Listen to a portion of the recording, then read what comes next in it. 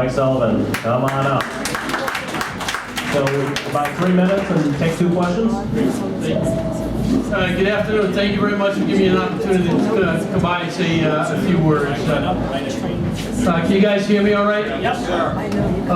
If you can't hear me and you want to hear me, raise your hand. If you can't hear me and you don't want to hear me, please don't put your hand up in the air, otherwise I'll speak a little bit louder. It's great to be here.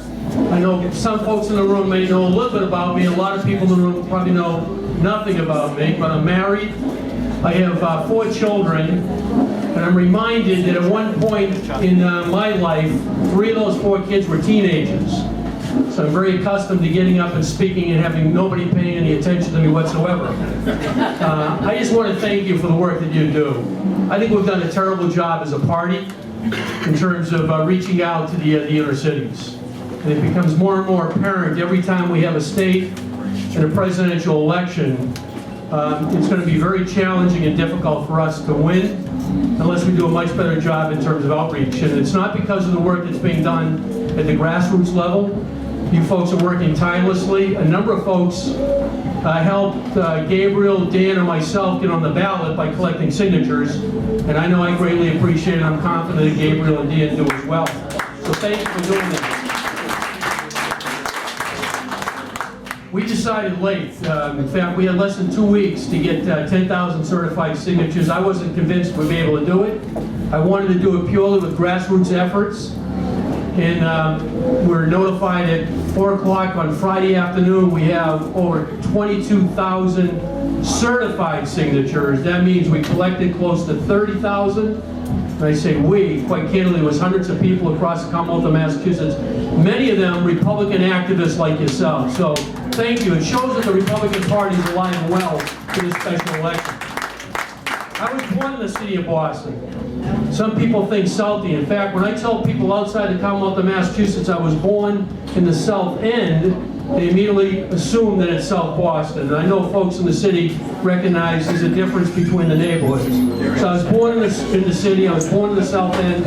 I lived on East Brookline Street, and I have great memories walking from East Brookline Street to West Brookline Street to visit my grandmother who lived at the other end of West Brookline Street.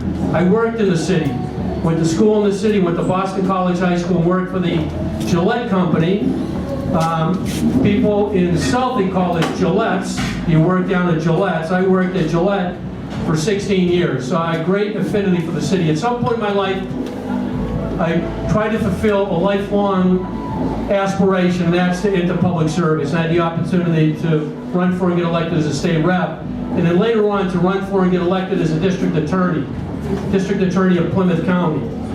And one of the things I noticed that there was some great disparity between what was happening in the city versus what was happening in the suburbs. I worked very hard to make sure that the kids in the inner city of Brockton had the same benefits to walk down to the local neighborhood playground, to wait at the street corner for the local school bus, or to walk down the end of their driveway without feeling insecure or unsafe, the same way that my kids in one town over in the town of Abington were able to do. So I worked very hard with the city of Brockton to make sure that those neighborhoods were as safe as the suburban neighborhoods were. And I feel very proud. I didn't do it alone. I was working with the inner city communities, the neighborhoods, the faith community in the city of Brockton, and diverting some of the drug proceeds money and investing it back, opening up city playgrounds. I ran, I know we're feeling pretty despondent at this point in time. We came off 2 huge defeats this past presidential election. We got hammered. When you look at the numbers, we got hammered in the cities in terms of our Republican candidates. But this is not the worst we've seen. When I ran in 1996, Bob Dole was running at the top of the ticket. Bob Dole got 28% of the vote in the Commonwealth of Massachusetts. Bill Well was next. Bill Well got less than 45% of the vote in the Commonwealth of Massachusetts. I was running for the first time in 1996, and I was fearful. I mean, sometimes you hope for coattails, and other times you hope that it doesn't go all the way down. We got over 56% of the vote when I ran for the first time, including the city of Brockton. And I'll tell you, we didn't win Brockton.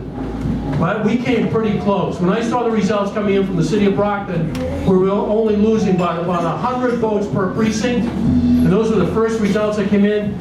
I was confident that we had actually won the race. And quite candidly, it didn't happen because of me. It happened because of the relationships I had the opportunity to build.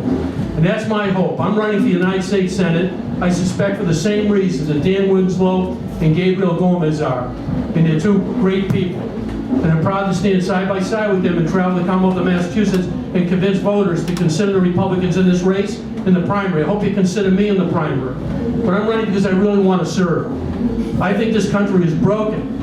I think there's some great opportunities to fix it. And I'll tell you, when I have to stand firm, I will stand firm. But I'm also the person that I think looks to apply common sense and works to find common ground with people. Because I think in most instances, we have a lot more in common than we have differences. I started when I ran the Bureau of Alcohol, Tobacco, and Firearms and built relationships with the industries that we had to regulate. I started as the United States Attorney. But I also saw that there were points in time where you had to hold your ground firm and there's no compromise. And I saw that in terms of going after big companies and the fraud that they were committing against government programs, like healthcare fraud. And being one of the leaders in our office is one of the leaders in the nation in terms of recovery of healthcare fraud. I started in the area of public corruption, where there should be no tolerance in terms of accepting any type of corruption by public officials. And I started in the enforcement of civil rights as well. I hope to have the opportunity to get to know each and one of you, every one of you. I hope you have the opportunity to hear what's important from your perspective, and in working together to get through the Republican primary, hopefully to earn your trust and your vote, and then to do the same in terms of the general election. I'm optimistic, I really am. Notwithstanding what's happened this past November, I am confident that we as a party can win the special election. We've done it once before, and I think where there's a will, there's a way. And I saw in terms of 30,000 signatures, 22,000 certified signatures across the whole Commonwealth. About 85% of the 351 cities and towns are represented in terms of our signature gathering. I think that really sends a statement, not about me, but about the party and the party activists. So I know I went well over my time, and I apologize, but I'm just so excited about doing this, and I'm so excited about being here with you folks, and I want to thank you for all the work you guys are doing. So thank you very much, and I'd be happy to take a couple of questions. First of all, thank you for coming today. While the country is broken, the Senate is also broken. If elected, the moment you arrive, you'll be told by Senator McConnell you will participate in a long series of delaying tactics and filibusters for the rest of your career as the way to handle the problem in D.C. How will you confront Senator McConnell when he asks you to do that? Listen, I look at every request that I have as an isolated request. Obviously, we're talking about generally hypotheticals, and hypothetically, I'm not going to stand firm on any particular position that somebody else has, but I'll stand very firm in terms of positions that I have. There might be instances in which a filibuster makes sense because it's good for our country and good for our Commonwealth. But there are many times when the filibuster makes no sense at all. And I know it was already brought up earlier, you talk about sequestration. You know, and people have been wringing their hands about 2.5% cut of this huge federal budget with massing deficits and a growing debt. I mean, the fact of the matter is you and I both know families that have suffered far more than 2.5% cuts over the last several years. We have to find a way to get it done, and I'm prepared to help find that way. I'm also prepared to take a stand, whether it's with or against some of my colleagues if I'm fortunate enough to get elected to the United States Senate. I've taken on judges before. And judges have lifetime appointments. So I'm not fearful about taking a position with people. One more question, please. Judy? I have a question. We had $6 trillion in debt added in under 4 years. Watching a news program yesterday, there was $500 billion of pork and wasteful spending. Here's just one. $5 million for studying fish to see how they would form a democracy.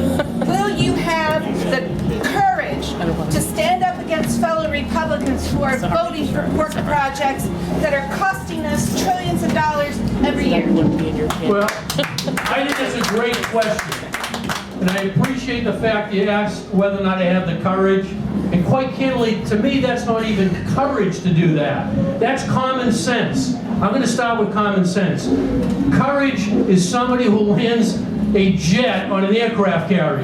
That's courage. Standing up and doing what's right, to me, has never been about courage. It's been about principle. And I'll always be principled. And I'll be principled during the course of this campaign. And if I'm fortunate enough to earn your vote, I'll be principled as I move into the general election. And if I'm fortunate enough to win this, and I believe a Republican can win this race, I'll be principled when I'm serving. So thank you. Thank you.